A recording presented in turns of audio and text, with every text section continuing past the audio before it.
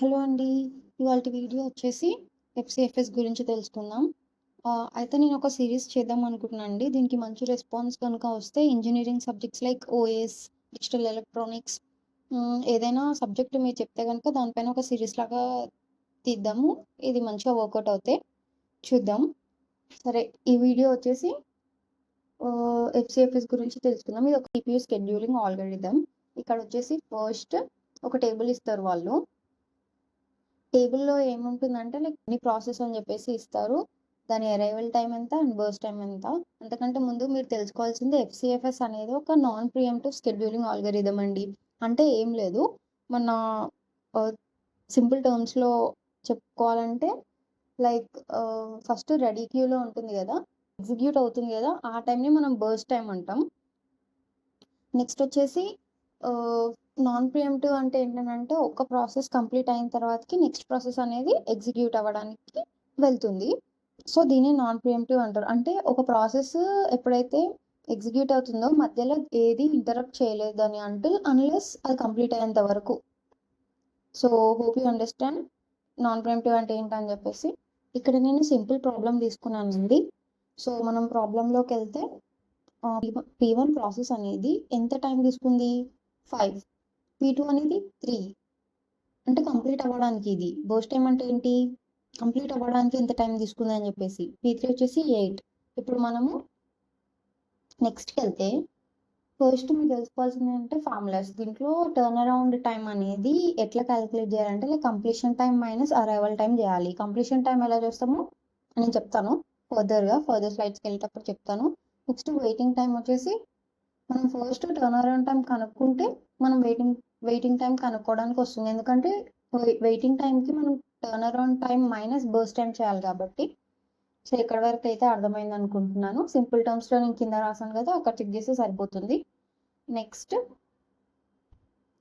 ఇక్కడ ఏంటనంటే ఇక్కడ టేబుల్ ఇచ్చారు కదండి. ఫస్ట్ అరైవల్ టైం వచ్చేసి అన్నిటికీ 0, 3 ప్రాసెస్కి 0నే ఉంది. నెక్స్ట్ బర్స్ట్ టైం వచ్చేసి 5, 3, 8 ఉంది. నెక్స్ట్ కంప్లీషన్ టైం ఏంటనంటే ఇక్కడ కంప్లీషన్ టైంకి నేను ఇక్కడ చూపిస్తున్నాను కదా, రెడ్ ఆరో పెట్టాను. లైక్ P1కి 5, P2కి 8, P3కి 16. సో ఇవన్నీ ఎలా వచ్చాయంటే ఫస్ట్ మనం సెకండ్ స్టెప్లో చెప్పాను కదా, సెకండ్ స్టెప్లో ఏంటంటే మనకు టేబుల్ ఇస్తారు కదా, టేబుల్ నుండి మనం గంట చార్ట్ అనేది డ్రా చేయాలి. అది ఎలా డ్రా చేస్తామంటే ఫస్ట్ అన్ని 0నే ఉన్నాయి కాబట్టి అది వదిలేయండి.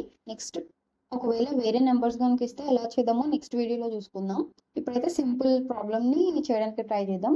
ఇప్పుడు P1 బర్స్ట్ టైం ఎంత వచ్చేసి 0 to 5. నెక్స్ట్ P2 వచ్చేసి 0 to 3 కదా. ఇప్పుడు మనం P1 ఎప్పుడు అయిపోయింది బర్స్ట్ టైం 5 కాబట్టి 5 + 3 ఎంత? 8. సో P2 అనేది 8 వేసుకోవాలి. నెక్స్ట్ P3 ఏంది? 8 + 8, సో 16. ఇక్కడ వరకు అర్థమైంది కదా. సో నెక్స్ట్ కంప్లీషన్ టైం ఎలా కనుక్కోవాలో చెప్పాను కదా, లైక్ P1కి 5, P2కి 8, P3కి 16. ఇక్కడ వరకు okay. Next turn around time కనుక్కుందాం. టర్న్ అరౌండ్ టైం ఎలా? వెరీ సింపుల్ అండి. ఇప్పుడు మనం కంప్లీషన్ టైం చేసాం కాబట్టి ఆ CT - 80 చేయాలి. అన్ని జీరోస్ ఉన్నాయి కదా 80. సో CT P1కి ఎంత? 5 వచ్చింది మనకి. 5 - 0 చేస్తే 5. దెన్ P2 ఎంత? 8 కంప్లీషన్ టైం. సో 8 - 0 8, 16 - 0 16. ఇక్కడ వరకు ఓకే కదా. నెక్స్ట్ వెయిటింగ్ టైం ఏంటి? ఇప్పుడు మనకి TAT వచ్చింది కాబట్టి TAT మైనస్ బర్స్ట్ టైం చేస్తే మనకు వెయిటింగ్ టైం వస్తుంది. లైక్ ఇప్పుడు వెయిటింగ్ టైం ఫస్ట్ P1 ప్రాసెస్కి ఎంత? TAT కదా, TAT మైనస్ BT కదా. సో TAT వచ్చేసి 5 వచ్చింది. 5 మైనస్ బర్స్ట్ టైం ఎంత? 5. 5 - 5 0. సో ఫస్ట్ ప్రాసెస్కి వెయిటింగ్ టైం వచ్చేసి 0. దెన్ సెకండ్ ప్రాసెస్కి TAT ఎంత? 8, BT ఎంత? 3. సో 8 - 3 వచ్చేసి 5. P3 కూడా సేమ్ అలానే చేసేయాలి. నెక్స్ట్ మీకు యావరేజ్ కావాలంటే జస్ట్ యాడ్ చేస్తే సరిపోతుంది. ఇంతే అండి ప్రాబ్లం, వెరీ సింపుల్. చాలామంది అయితే వీడియోస్ చూస్తున్నారు బట్ లైక్ చేయట్లేదు, షేర్ చేయట్లేదండి. ఎందుకండి ఇది యూస్ఫుల్ కదా స్టూడెంట్స్కి. సో నేనైతే సింపుల్ టర్మ్స్లో ఈజీగా చెప్పానని అనుకుంటున్నాను. ఒకవేళ if you found it useful and helpful to you, please do like, share and subscribe to my channel. ఇంకా ఒకవేళ ఇది కనుక మంచిగా వర్కౌట్ అయితే మనం నెక్స్ట్ ఏ సబ్జెక్ట్స్ని ఇట్లా సిరీస్ లాగా తీద్దామని థాట్లో ఉన్నాను. సో మీరు మంచిగా లైక్స్ ఇచ్చేస్తే నెక్స్ట్ చూద్దాం నెక్స్ట్ ప్రాబ్లమ్స్. ఓఎస్ అయినా తీసుకుందాం, లేదంటే డిఈ అయినా, లేదంటే ఏటీసీడీ అయినా, ఏ సబ్జెక్ట్ అయినా ఓకే అండి. చూద్దాం ఫస్ట్ అయితే. సో అర్థమైందని అనుకుంటున్నాను. ఇంకేమైనా డౌట్స్ ఉంటే మీరు కమెంట్ చేయండి, నేను రిప్లై వెంటనే ఇచ్చేస్తాను. సో థ్యాంక్స్ ఫర్ వాచింగ్ అండి.